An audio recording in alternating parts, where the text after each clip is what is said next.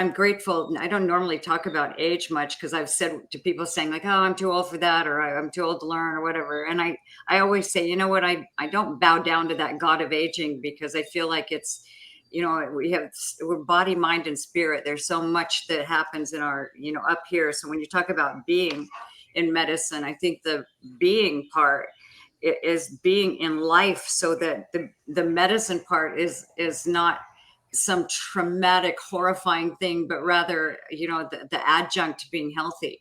So I'm really interested and committed to being healthy and vital for however long I want to be on this planet. So That's awesome. Yeah. Thank you for sharing that. And what a wonderful time we had to spend together and get to know each other. And part of that story that I was alluding to was a little bit about your own personal journey through medicine not too long ago, where you had to be a patient and show up in a particular way for your own health.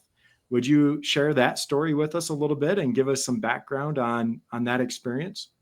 sure, wow. I mean, that was such an experience for me because I had a vaccination related injury that was a nerve, a blood vessel pushing on a nerve in my brain that had was cranial nerve number 7, and it was causing spasms in my face that got worse and worse over time. Made my, like it looks a couple summers ago, it looked like my face, like I'd had a stroke, like a mini stroke or something. Not that Yeah. many, and no one could quite figure out what the solution was. When I finally figured it out, I found my neurosurgeon on Instagram.